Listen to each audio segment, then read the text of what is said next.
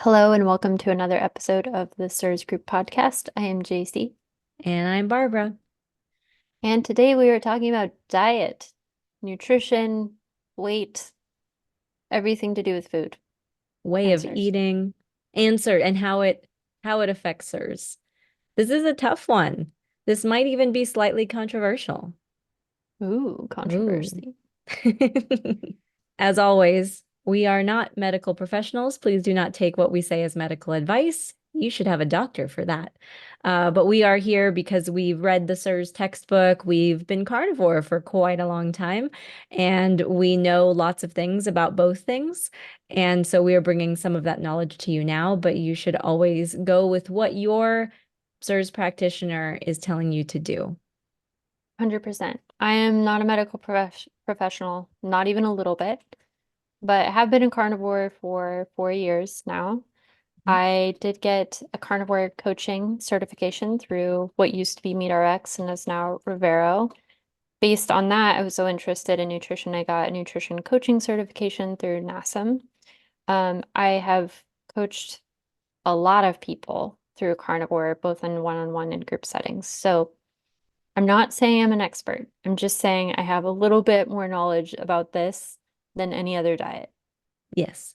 And also then I would say most people, like safely at least 99.5% of people, probably more. I mean, Yeah, I'm really you're, excited to know who the 0.5% is. I don't know. I don't even know. I'm just like allowing for that because Okay. maybe. Um, Similarly, I've been carnivore for 3 years, and have dealt with a lot of my own GI issues, and that's kind of why I came to carnivore. And I have coached quite a few people now through doing carnivore as an elimination diet as part of their overall fitness and health uh, routine and goals. So I've gone through that, but I am not certified in any way for any of that fun stuff. I just tell people to do what works for them and help them figure out what that is. But uh but beyond that, I mean, yeah, we've really we've really gone through it with carnivore and CIRS in conjunction with each other. And we've seen a lot of people in the CIRS group struggle with how exactly to eat because there's some conflicting advice, there's some overlapping advice, and people aren't totally sure of what direction they really should be going. Yeah. So to give context for this conversation, I was carnivore for a year and a half, and then I started to display CIRS symptoms. And there was no amount of carnivore that was going to pull me out of this like extreme health crisis I was experiencing. So my CIRS triggered an autoimmune condition. I started losing mobility. I was walking with a cane for a while. I was blind in my right eye. I had like severe GI distress. There was just a lot. And there was no amount of just eating meat that was going to pull me out of that. Something else was going on, something else needed to be done. And being a part of the carnivore community, I was just hearing again and again, like people telling me to, eat beef only as a way to further, carnivore harder. And I, at that point, started developing histamine reactions to beef.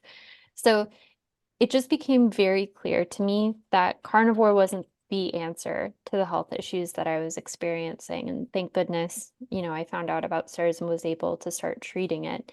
And definitely being mostly carnivore, and I'll talk about this in a little bit, throughout the whole process made that treatment a lot easier for me, I believe. But by no means do I think carnivore is the answer. And by no means do I think carnivore is the right answer for everyone. Yeah. And I will add, JC, that you did not cut coffee. So clearly that was the reason that you got sick. Yeah, it must have been the coffee. There was Guys, I'm being sarcastic in case you couldn't tell. Continue, sorry. there was this one point where I had a carnivore Facebook group, and there was a member. He was like 400 plus pounds. He had a ton of different health issues. He had been trying carnivore for a good 6 months, and he wasn't losing any weight. And I kept telling him like you need to keep digging deeper. There's a root cause problem here. Like if you're only eating meat and from what he was saying it was like a reasonable amount of calories, like the amount of meat you would have to eat to sustain 450 pounds, like I don't know if that's possible for human consumption. Yeah. But he booked a coaching call with a really big carnivore influencer, and they were telling him that he was stalled because he was still drinking coffee. And at that point, I kind of lost faith in carnivore influencers. The little faith I had remaining, it was hanging by a thread and it was just cut right Yeah. there. Yeah. I love it when these doctors like to give advice to people. Though, just your own litmus test for whether or not an influencer knows their shit is if they say one thing works for everyone, they are wrong. It's just I don't think that's true. I've seen that it's not true.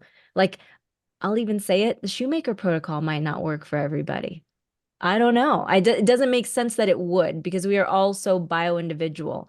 And things are always so different in everybody's situation. But if they're saying, oh, everybody just needs to eat only meat, if they cut out the coffee, oh, you're still eating butter, that's your problem. Like, come on, man. Right. No. Yeah, and it That just keeps like narrowing down. It's like only eat beef, don't eat salt, don't drink coffee, only drink reverse osmosis water. yeah. Like at some point, there's only so much carnivoring you can do, and then what? Yeah. Then what? Exactly. And that's that's actually maybe one problem with carnivoring harder is that even if you were successful, what are you masking by doing that? What symptoms your body was trying to tell you something Mm. with the things that were going wrong. And you are now eliminating some of those voices within your body. This is sounding schizophrenic, You're but now managing those symptoms with utilizing nutrition. thank you, JC, for translating into normal human It's like speak. we're going back to ancient Greece and we have ethers inside of us. Oh man, Bring back the ethers. I'm just off the cliff on this one. But some people, there are stories of people that found out later that they had CIRS, but they had been masking their symptoms for so long with carnivore that it actually did damage, potentially irreversible damage over time. And that's what, and not again, not to be like fear mongery, but this is why good. I'm glad that your life is better, that you feel better on carnivore to some extent. But if you're still having some issues, like what is that actually hiding? What functions in your body are not doing what they should be doing as a result of actual root cause illness that needs to be addressed? Yes. So we're going to talk about carnivore more in this, but moving along to more like general concerns that people with CIRS have in terms of how they should be eating. I think the one we hear the providers, like the CIRS providers, actually talk about is inflammation control through a low amylose diet. It's part of the adjunct therapies listed with the Shoemaker protocol is low amylose diet to control MMP9 specifically. It also helps with VEGF. But we hear them talk about low amylose and then low mold diets, obviously, because you don't want to be eating a ton of mold if you are sensitive to mold. But what we don't hear them talk about specifically are these other considerations that a lot of people experiencing CIRS have, one of them being histamine reactions and mast cell activation syndrome. So many people who have CIRS develop these specific issues, and it's largely impacted by diet. You Yeah. can eat a strawberry and have a histamine flare. So it's interesting to me that this isn't talked about more in the CIRS community, but that's one of the top considerations in my mind in terms of what you should be eating if you have CIRS. Right. And that's all the more reason for going with some kind of elimination diet and especially an elimination protocol. And what I mean by that is to start very low on the variety so that you get to this baseline of not reacting. And then you systematically and slowly reintroduce things and pay attention to how you feel when you eat each of those different things so that you can stop eating the thing that's making you react. And that process is tedious and difficult to do. It's not easy, but I think it's very much worth it, especially if you are in pain constantly, you're constantly reacting, getting flares, joint pain issue. I mean, it can really bring you down on it for your daily activities. So it is important to tackle that. And I agree. I think it should be a more important aspect of treatment for a lot of people. The next one is hypometabolism. So we know a lot of people with CIRS are hypometabolic, which means that they don't uh, operate well within metabolism processes that require fat for fuel. We're going to talk about that more in the context of carnivore, but I don't hear providers talking about that. I don't hear providers talking about hypometabolism. Thankfully, my provider does and did with me, which was great. And that's the only reason I knew about it. But she told me that for every, I want to say 26 units of energy that a normal person would produce, I am producing 4. So if you have this chronic fatigue type, is that if that's like one of your hallmark CIRS issues, hypometabolism may be at the root of that. And it can also be happening if you tend towards the, I guess, the skinnier side, if that's the right word. Like if you don't generally struggle with the weight gain, but you actually maybe have trouble, well, you have trouble gaining weight, that might actually be part of the overall picture of what that could look like. Sorry, I didn't mean to say they don't talk about hypometabolism. They don't talk about like what you should do diet-wise to Yes. address hypometabolism. Yeah. Yeah, the only advice I got there was maybe eat some carbs. Ooh, okay, we'll talk about that. Yeah. I'm gonna let you take the next one. Mm, yes. So GI issues. Uh, it really sucks when you're dealing with CIRS, and one of the causes is GI issues, but that is also, how you get your nutrition and how you get your energy. And your body's like, nope, can't deal with that, and either flushes it out of your system way too fast or way too slow. So for me, I'm usually on the fast side, but that You is, sound so proud. I know. I am. Well, honestly, I'm much rather be on the fast side than the slow side. I've had my bouts of constipation and no thanks.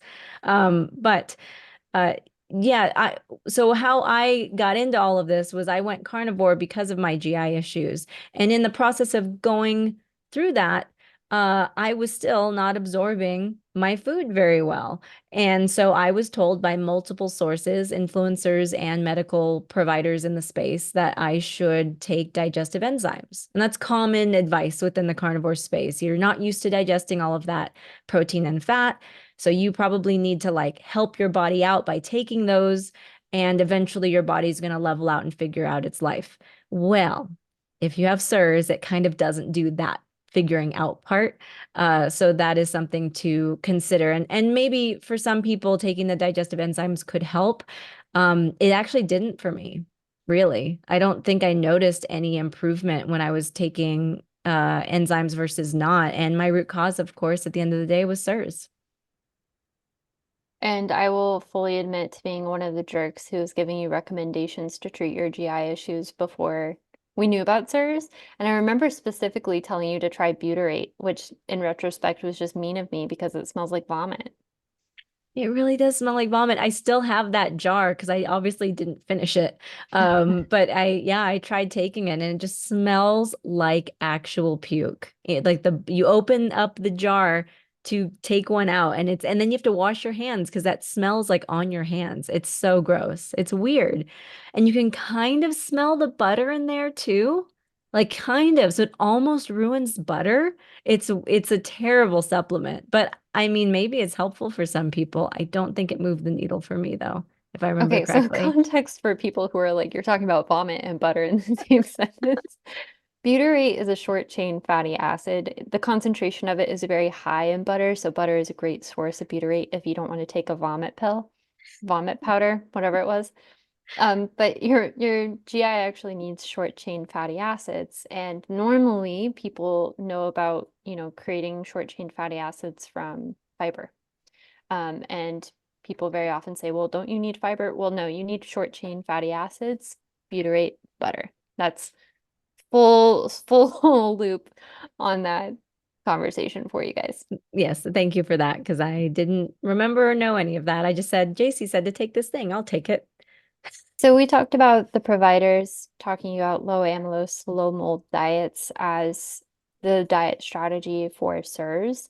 I know some of the providers recommend keto, some of the providers recommend plant-based, but kind of across the board, most of them recommend low amylose, low mold. And we talked about this when we did our carnivore episode, but when you're pairing diets like that, and if on top of that they layer like an anti-inflammatory protocol, an AIP diet, some people might be familiar with, you then end up with this situation where you have to figure out what's safe in this diet and this diet and this diet, and then like overlap the safeness from all three of those diets into a Venn diagram, and then you can eat the stuff in the center.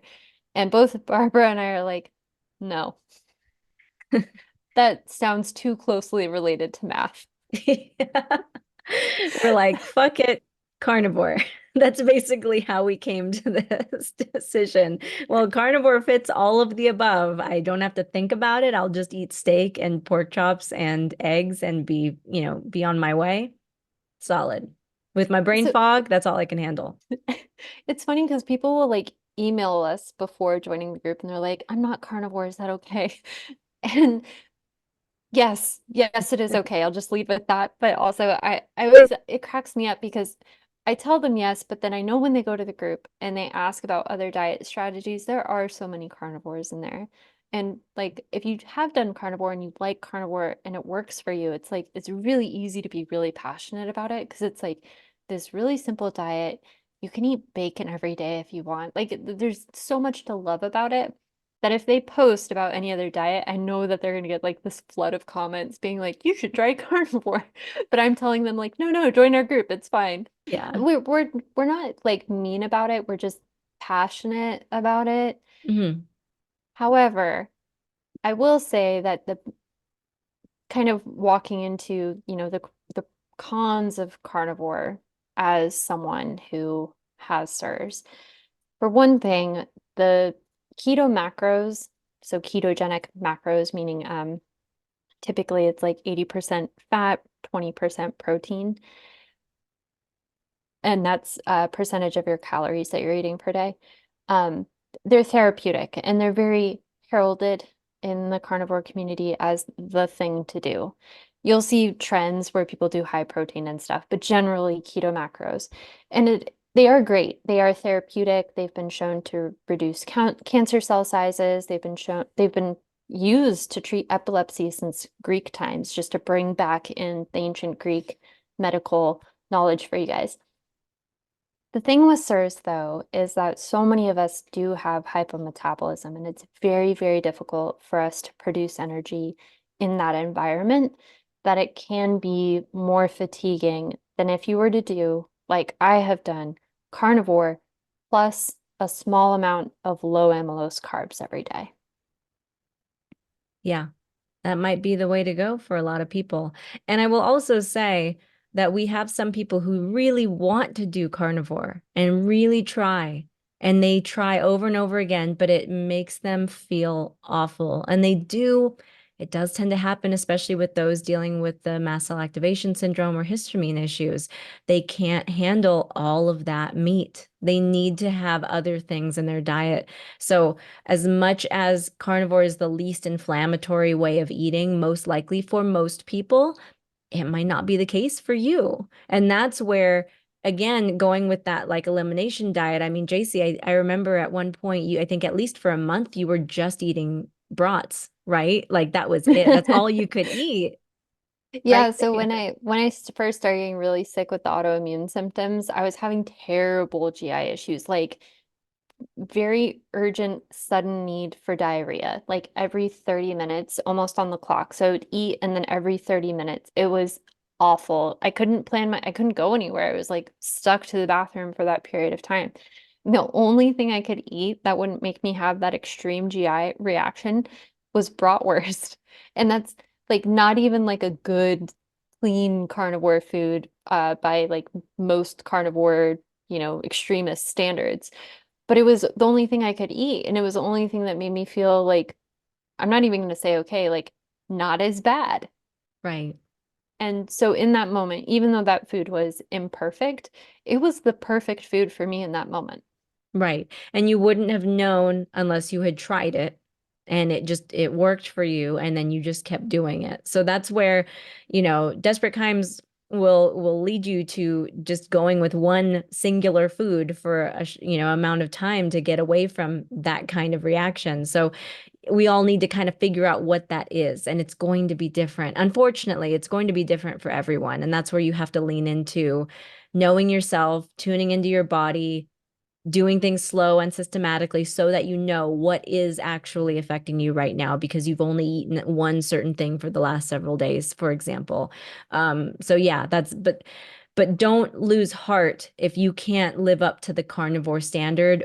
I don't fault you for that. I know JC doesn't. No, we don't, there's no judgment there. We want you to find what works best for you and supports your body so that you can feel as good as you can while obviously still dealing with CIRS and waiting for the treatment to take effect.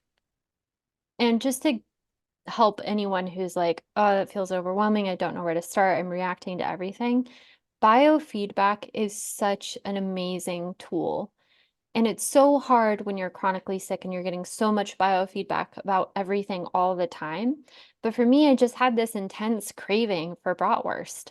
And I just listened to that. And then lo and behold, it was this awesome thing for me. My tagline for carnivore for a very long time has been eat the meat you like, can afford, and makes you feel your best.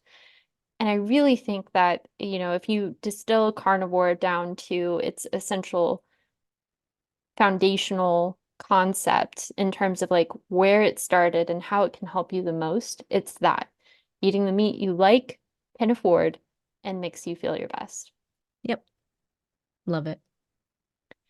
So for those wanting to experiment with carnivore and low amylose carbs like I did, and again, the low amylose carbs are just for the energy production to help with the hypometabolism issues.